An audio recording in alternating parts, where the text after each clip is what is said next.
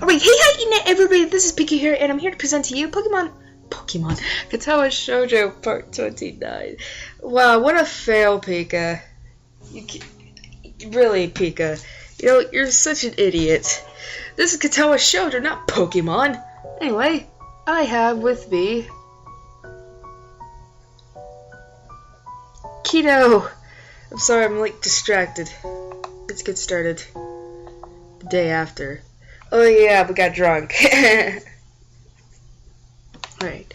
The soft, barely audible voice lingering in my ears slowly wakes me. I wish I could be awoken like this more often. With a mumble, I slowly open my... Oh! Hi, Lily. Taken by surprise at the face hovering curiously mere millimeters from mine, I make our heads collide with a harsh thud. The impact of our foreheads causes both of us to fall backwards and yelp in pain. Lily's sounding more like a squeak toy than a person. Ow.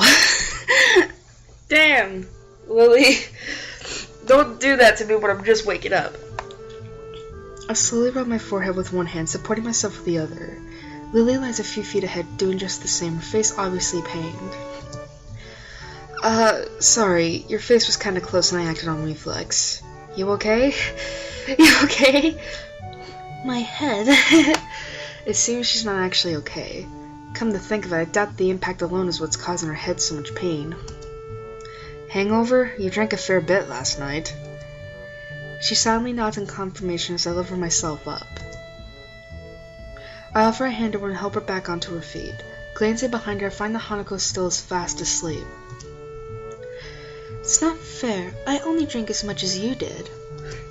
That's very different from what I remember, and anyway, girls have a lower tolerance than men.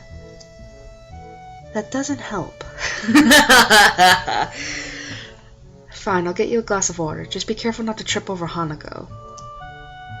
I rub the sleep out of my eyes, or at least some of it, as I walk to the counter. Turning to someone with a hangover isn't the way I like to spend a morning. It only takes a few seconds for the glass to fill, the clear water reflecting the sliver of light that makes it through the thin curtains. It looks like Lily's taking a seat on the side of the bed. I walk over to her while taking care to step over the peacefully sleeping Hanako and place the glass into her outstretched hands. Thank you. No problem. I'm sorry. I take a seat next to her, the soft bed having a surprising amount of give. She drinks slowly and methodically. A long silence passes with only Hanako's soft breathing to be heard. With some measure of guilt, I look at Lily's face and attempt to read her expression. Her brow is furrowed and she looks to be lost in thought. For a moment I hesitate, but eventually place a hand on her shoulder in an attempt to reassure her. I didn't expect her to flinch rather noticeably at that, though. Sorry, I didn't mean to... Lily quickly shakes her head, in a manner somewhat more violent than usual for her. She takes a long breath to steady herself before letting her head sink.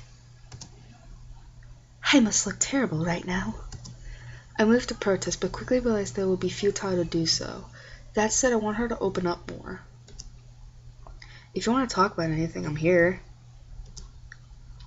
Lily gives a self-deprecating snore as if to mock her own emotions. There's just a lot happening right now. I'm sorry for being so strange recently, especially back when we were in town. Even now I'm a bit confused about everything. Believe me, I know how that feels. She smiles wistfully, resting a cheek on the backs of her fingers. We're a couple of broken young fools, aren't we? Come on, don't say that.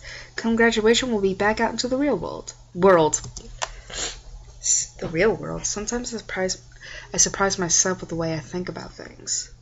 I guess the strange divorce feeling of Yamaku and the surrounding town compared to the outside world still hasn't become natural.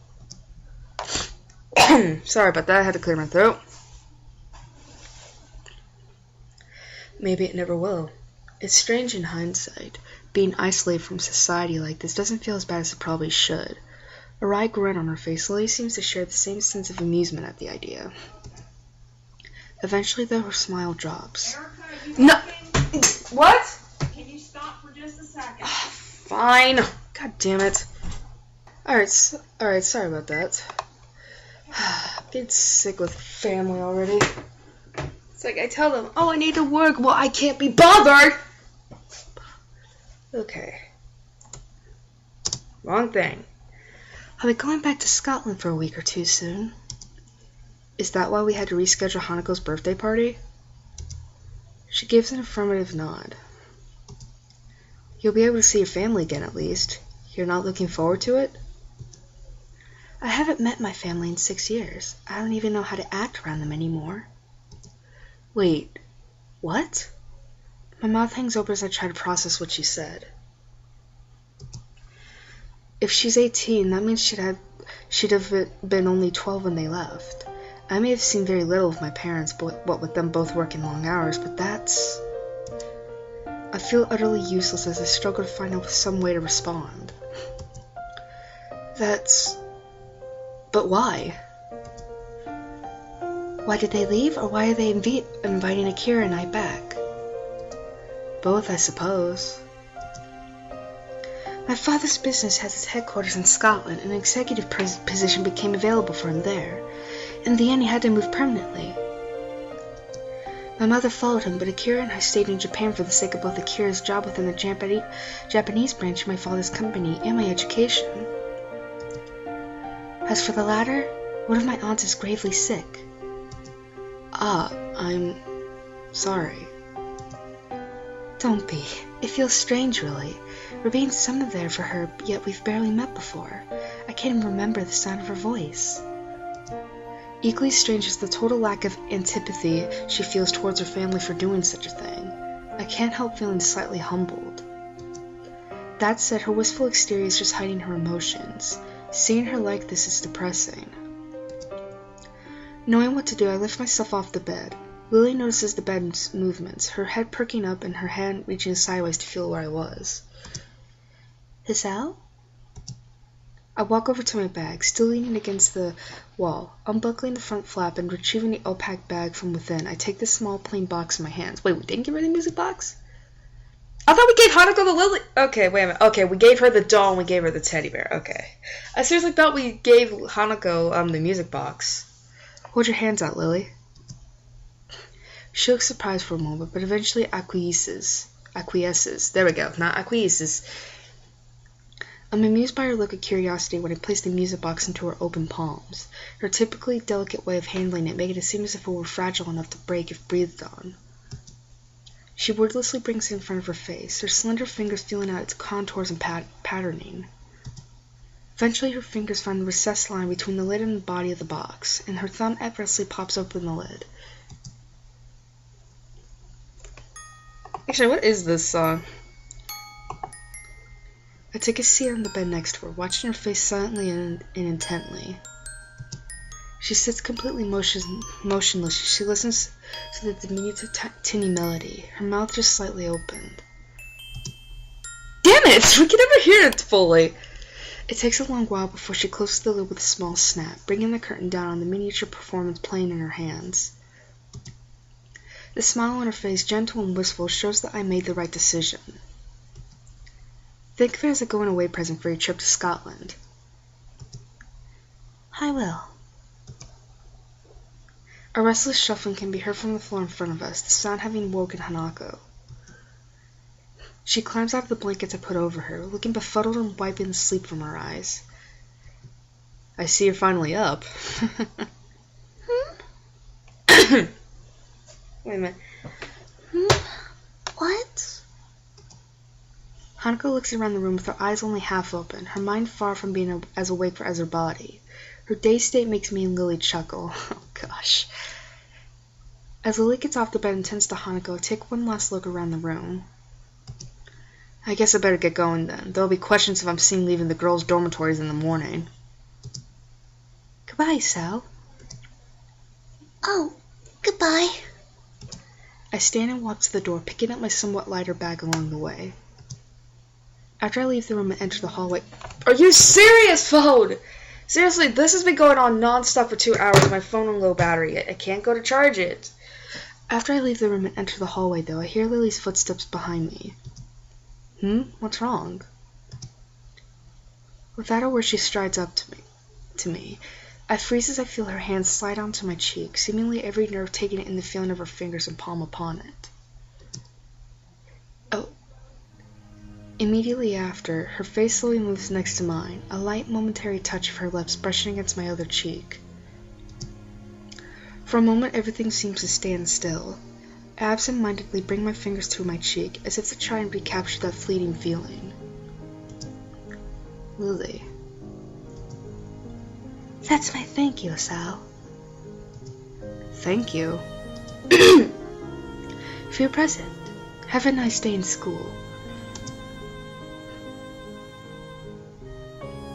And with that she disappears behind her door and gently closes it, the muffled voices of she and Hanukkah audible through it much as they were yesterday night. I think I'd be hard-pressed not to have a nice day after that.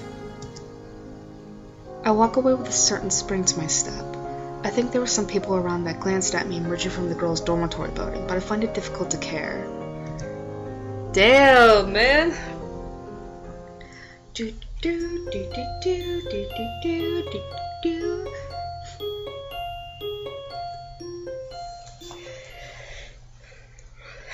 Oh no! Hichin! Go away. Hichin! Leave me alone! Come on, Hichin! Let me sleep. I can't do this. After 2 nights of not being able to sleep at all, the last thing I want is to be woken when I finally manage to. It may be the last period of class with a textbook as my pillow, but I'll take whatever sleep I can get by at this point. See, even Hichin wants you to get up! I don't care what Shizune wants. Leave me alone. Jeez, Hichin, I'll just have to wake! Wait, Misha's going to... You? This is bad! Okay, I'm up. You don't have to... I can feel my face flowering into a scarlet red blush. The students still in class are sitting bolt upright and staring at the shouting fool who's just sleeping. Damn it. I let my head smack back down on the table with a noticeable thud. Damn it, Misha! Oh gosh. Oh man. I can't do that because it's like 9 in the morning, 10 in the morning, and my voice is... Yeah. Misha's trademark uncontrolled laughter reverberates through the classroom. As I turn my mournful eyes to the bespectacled Shizune beside her, she carefully adjusts her glasses, desperately trying to maintain a look of serious disapproval. Narrowing my eyes, I can see the badly hidden grin spreading across her face. Etu, Shizune. Really, bitch! Shizune looks away quickly. She crosses her arms tightly, barely on the edge of her control. I can't do a proper laugh with her. Misha's laughter doubles in volume. She glances at Shizune. All I can do is drag my hand down my face in resignation. You too. Who's the one who slept in class, Chan? Yeah, it was me. What's your point? Poor Chan was having a fit trying to wake you up, weren't you? I move my eyes back to the standoffish Shizune, who with a single huff of confirmation returns to looking away with her arms crossed. Why was Shizune trying to wake me up? Hichin wanted to give you the handouts the substitute teacher gave out while Hichin was sleeping! Handouts? Okay, it's in Japanese. I suddenly find 2 sheets of paper thrust down in front of my face. Following the hand holding them, I see the still pouting figure looking down at me with a distinct scowl. I guess I really am in the wrong here. Sorry about that. No dice. Her irritated face still holds. I clasp my hands together and flick my head downwards in apology. Very, very sorry. She huffs and simply drops the papers on the desk. Damn. I look up over my hands to see Shizune and Misha signing frantically to each other, a look of frustration on Shizune's face. ... Exclamation mark! It looks to be less of a dialogue and more of a tirade, punctuated with sidelong glances at me. To say it's unsettling is an understatement. The 2 suddenly stop signing and look at me in unison, both having exactly the same look of disapproval. In one fluid motion, Misha's hand suddenly extends high above me and comes rocketing down. You're gonna hit me? Ow! Why? Before I can even hope to react, my head is sent bouncing up and down like a jack-in-the-box. I quickly bring my hands to my head, more out of reflex than actual pain. Ow! What the fuck was that for? I open my eyes to see the two grinning at each other while exchanging an enthusiastic thumbs up. She translates, she forgives you now, Chan! But did it have to end with me hitting the desk like a fucking mouse? I don't know. Could you forgive me with a little less force next time? I look at the two with a blank face. Mission Shizune 1, Hisao, nil. 0. ... Oh, Chan also says that you should check your student mail more often!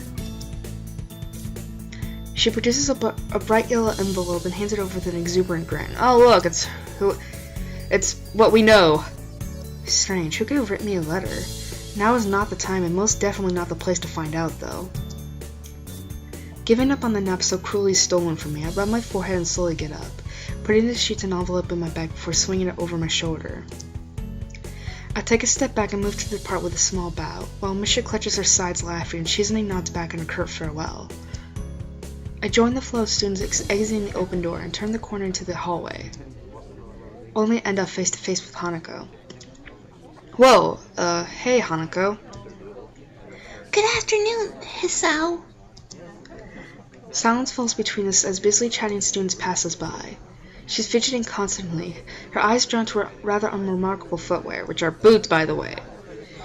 I take the bridge over my nose and my fingers while I blink my eyes heavily in an attempt to make things seem clearer. I'm barely staying awake as it is. Hanako, you want to say something? What is it? I wanted to give you this. She holds out a small rectangular piece of paper. I blink again to make out the text through barely open eyes, slowly starting to make out what's written. 2 eggs, 1 bread loaf, whole grain cereal, and thyme.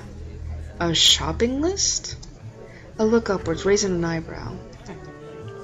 I usually go shopping with Lily, but it can't come, so... You want me to run errands for you? It's okay if you don't want to. I just thought that maybe, She's panicking. I sigh. Yet another battle lost, though this time by my weakly fought surrender. I smile tiredly and rest a hand on her head to calm her down.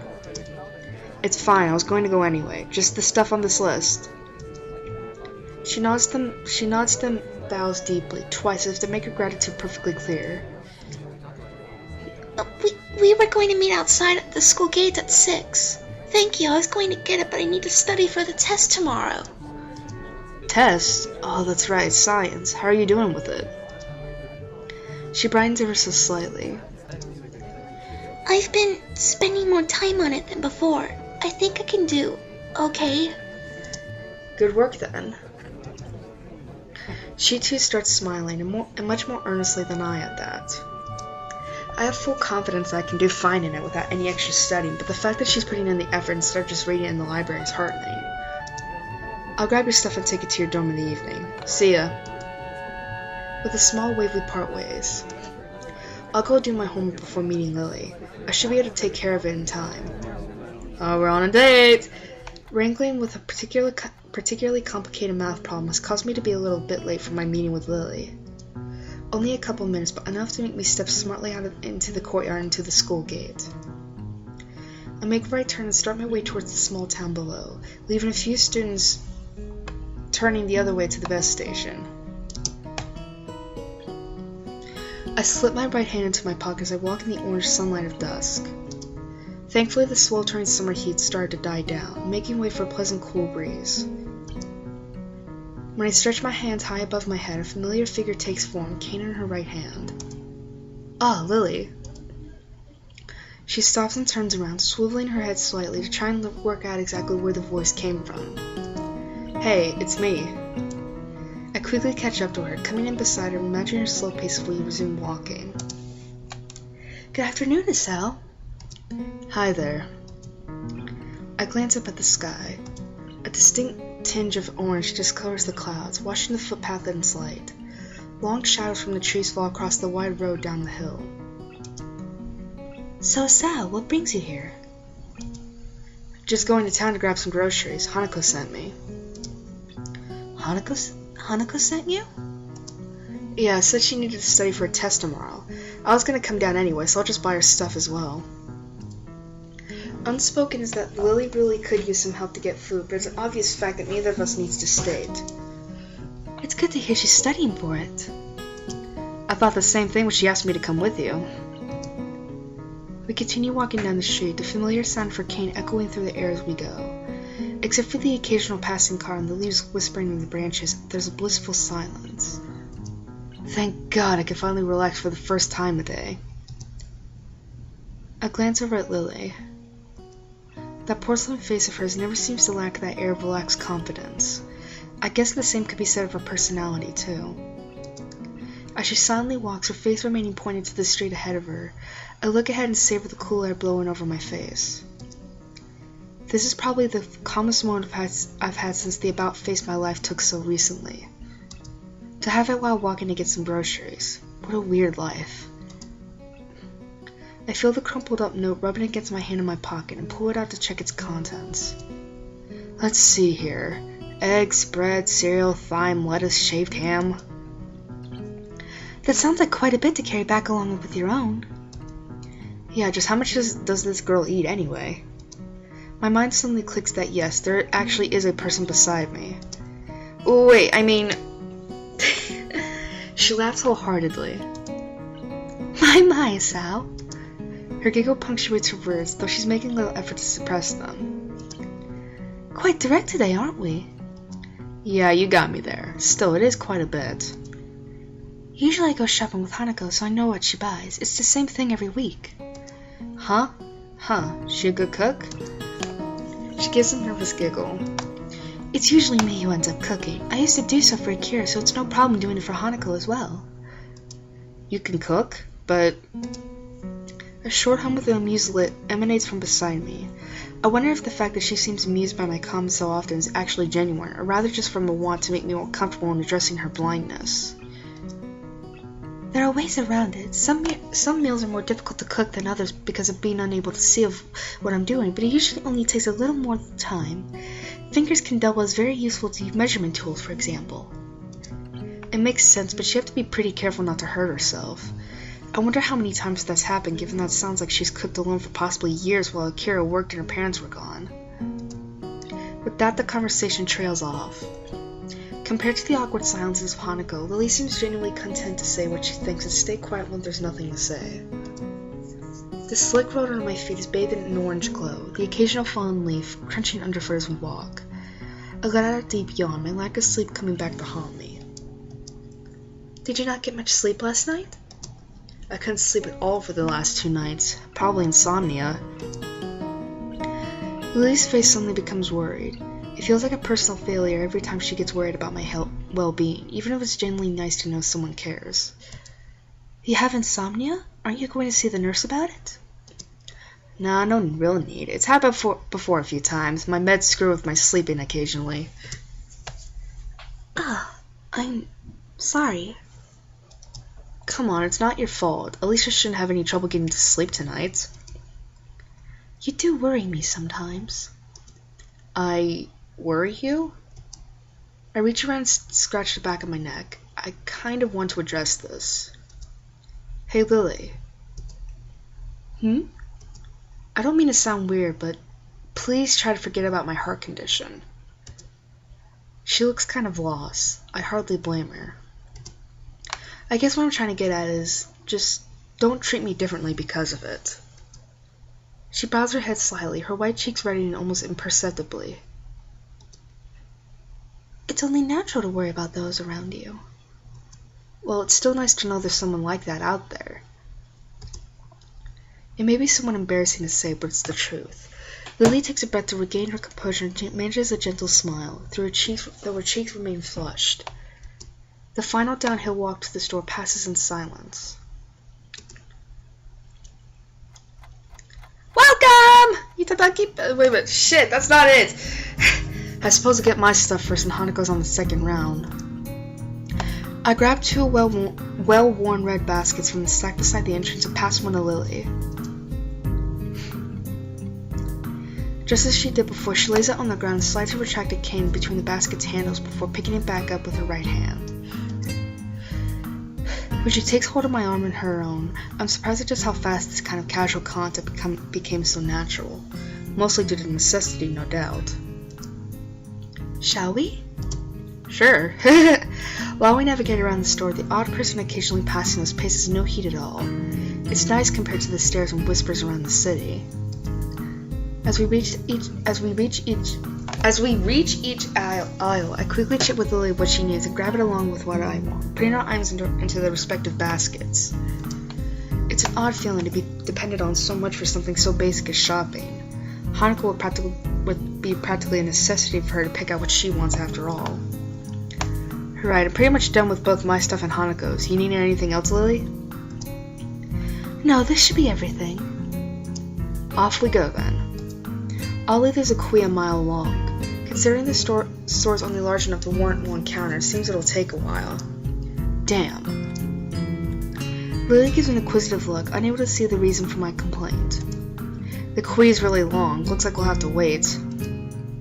How strange. Sharing the same mood of resignation, we reluctantly take our place at the end of the line. One person finishes, the line moves up. Another person finishes, the line moves up.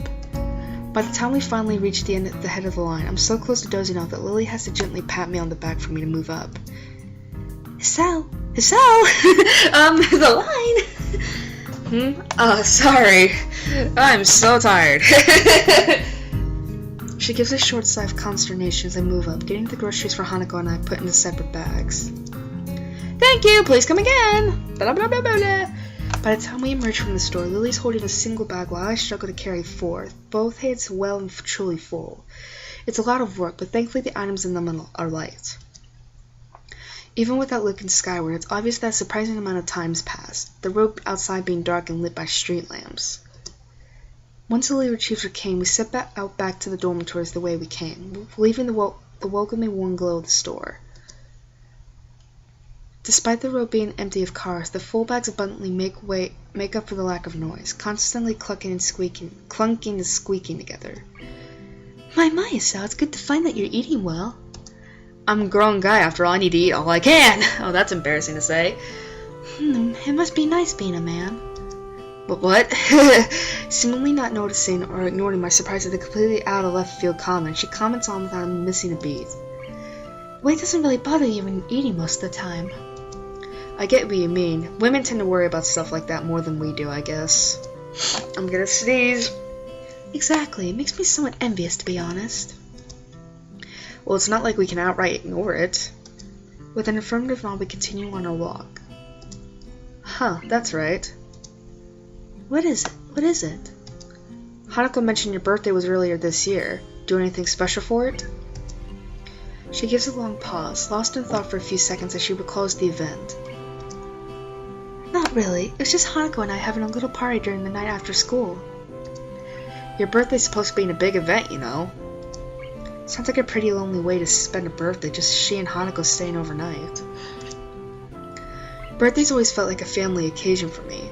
They were a time when, in spite of their full-time jobs, both my parents would make an effort to be there for the day, or at least for a party beforehand. It reminds me of how Lily mentioned she hadn't seen her family in such a long time, and even ended up moving away from Akira's house afterwards. But I guess it's the same in situations as mundane as these. Considering her inability to read the packaging, just getting groceries will be a pain without somebody else around. In the end, she just has Hanako and I, and Akira when she's off from work. Be that as it may, she still seems to have many more distant friends among the students, not to mention people like Yuko. It seems to be her own choice that there's such a separation between those who are close to her and those who she only socializes with. It humbles me a little to see how much Lily seems to have her life set up and going just as she wants. Yeah, Hanako is there for her to celebrate her birthday, and I'm here helping her with shopping. It's a weird kind of symbiosis, I suppose. Symbiosis? I don't know. Are you alright, Hisao? Sorry? You just seem to go very quiet, that's all. Sorry, I was just thinking. Oh? Now I've piqued her curiosity. It feels kind of overly personal to talk about, though. Okay, I gotta go to my pictures. I hope my phone doesn't die, cause if so, I'm gonna be mad.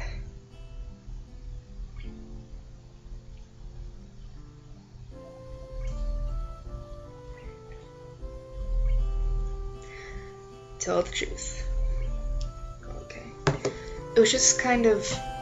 I was thinking about how you seem to have everything so sorted out, even with Hanako relying on you. I can admit that even I kind of relied on you when I first transferred in. I think it's a good quality to have. I turned to Lily, surveying her reaction. She's forcing herself to look forward and furrowing her brow quite a bit. Her face looks a bit awkward, as if she was trying to find just the right words. Lily? I would thank you, but assuming that I don't rely on the presence of others is too much, you'd be wrong to think that Hanako simply depends on me with nothing in return. She seems to have a bit of trouble saying it, even though it's largely what I thought already. If she's tried so hard to maintain her independence, as anyone would have to in her position, decided or not, maybe she finds it hard to talk about her own needs. It's only now that I realize an omission in what she says, though. I decide to follow it up, largely in jest, to avoid things getting too personal. Oh, and what about me? Oh, she suddenly runs ahead of me and turns, blocking me off. She smiles, and with a smile she holds her hands behind her and she leans forwards. You're different. And with that she turns back and continues to walk ahead of me, a newfound spring in her step. All I can do is raise an eyebrow and give a dazed grin. I don't think I've ever seen this playful and teasing side of her before. So, I'm different. It's hard to work out the exact context, but knowing her, this ambiguity was intended. I like Lily, to be honest. I really do like her. Cause it's like, she just got that calm, and she's very calm and mature in that, but yet you can tell she's got a little bit of a childish side to her. It's cute. Our relationship has been changing, at the very least simply because I've begun to stand on my own feet more and started getting more curious about the situation of those around me. As to why, probably a mix of personal curiosity and a want to try and work out how to deal with my situation. I'm less sure of Lily, though. That's why her own statement, so similar to my own feelings towards her, throws me off so much. Watching her make her way up the street, cane tapping from left to right, I decide to settle the matter later and just smile. This is a nice side to her, and I don't want to forget it. Eventually we get to the girls' dormitories, both my arms aching from the weight of 2 sets of groceries. We're finally here. I bend down to wipe my forehead with the back of my hand. Lily stops in front of her door and sets down her bag, fishing around in her pocket for the key. Thank you, Sal. I really appreciate your help. This is nothing. Trust me. It might be nothing to you, but it's definitely something for me. And with that she steps through her doors, closing it behind her. I blink. Those were nothing but honest things, but I can't help feeling something different about them. Anyway, I have something else to do before I can mull on that at my leisure.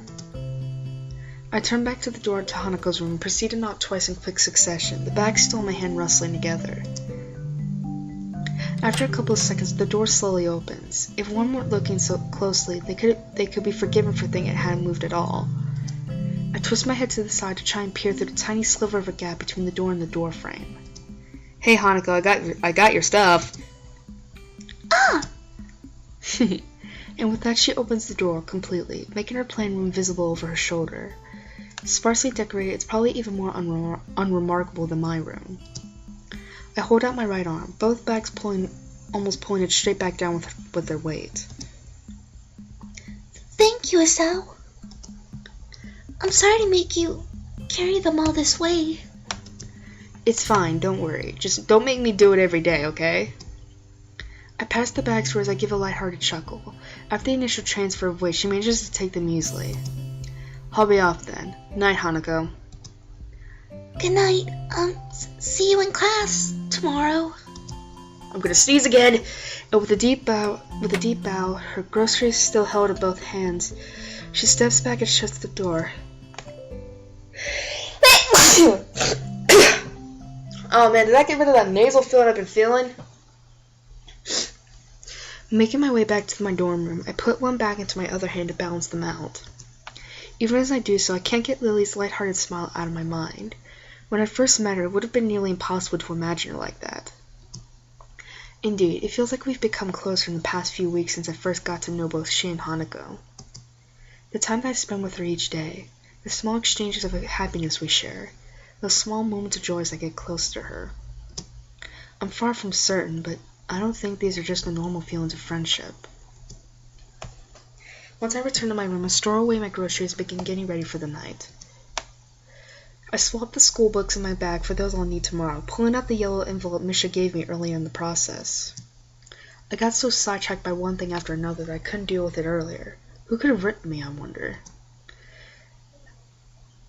The name neatly adorning the back of the envelope freezes me in my tracks. It's been so long since I've seen her writing, there's little chance I could have identified it as hers otherwise. Iwanako. Why should she have written me? I can't think of any good reason for her to do this. I almost don't open the letter, but there'd be little point to that. If I just left it alone, its mere existence would gnaw at me until I did something about it. I looked down at the piece of paper on my desk, its bright summery decoration beaming happily at me. The lettering is in pink, drawing badly with the yellow sunflower border on her card, or the card. The handwriting is neat, the characters have been written thoughtfully and with an unusual amount of care. I'd rarely given the letter a second thought when it was given to me, but now I can't get its contents out of my mind. While I like to say that I don't know why she used such an old-fashioned method of communication, considering a phone call or an email would be both much faster and easier, the answer feels obvious enough given the content. A letter leaves a comfortable distance between the sender and the recipient. Unlike a phone, it isn't required that you engage in conversation, and unlike email, there is less expectation of immediate reply. Statements such as the third year seem to be very anxious about the final exams, and it's so weird to think we're already seeing the resumes, isn't it, or just small talk. Small talk that could have been achieved by simply replying to any of the messages I sent her while in hospital. The ending knows the true reason she sent this. The last couple of lines, added almost as an afterthought. I wonder if we'll meet again. Perhaps it's for the best if we don't. It's a statement that should hurt. I've always heard breakups are nasty stuff, but it feels like this is simply a reaffirmation of what we both already knew instead. It's the preceding text, no more than small talk, that makes me feel most uneasy. I can't figure out why, no matter how long I sit here and look down at this bright and summery piece of paper. If you would like to correspond with me, by all means write me back. It's plainly obvious that this is not the type of letter to be replied to. In the end, this letter is no more than a simple abdication of responsibility, a final statement to reassure herself that our relationship is over. As such, I find I have little problem scrunching the letter envelope into a ball and tossing it into the waste bin, ridding myself of its existence. I go to bed with mixed feelings, cheated out of a pleasant evening by this intruder from the past. Ironically, it takes a while before I can manage to sleep.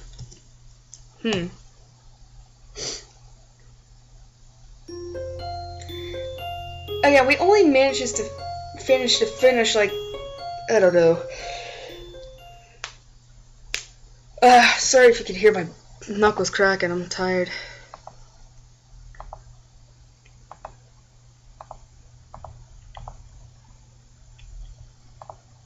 Wow, 38 minutes, okay. Alright, so that was Katawa Shoujo part 29. Hope you enjoyed it. Holy fuck, like... I mean... we're getting really close to Lily, like, and I actually like Lily's path, I guess. I mean, don't get me wrong, I like all the girls, but I think Lily might be my favorite girl out of Katawa Shoujo, because, like, she's just, like, I mean, she kind of reminds me of me, like, because, like, she's very calm and mature, like, very demure, basically, very mature, yet she's got, like, a playful side to her, you know, very teasing, very playful, very much like a flirt, so, but again, and I think she knows it, too.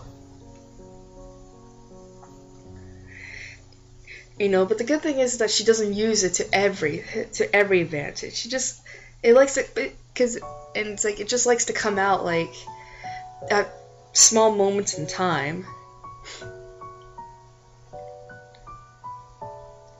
But, yeah. So, Pokemon Randomized Platinum will be up later today. We are gonna probably be working with the Iron Island. With Riley that looks like Aaron from Lucario and the Mystery Mew movie. I'm being so fucking serious. Anyway, but thank you for watching, and I hope to see you guys again for Pokemon Randomized Platinum Part something later today. So, see ya!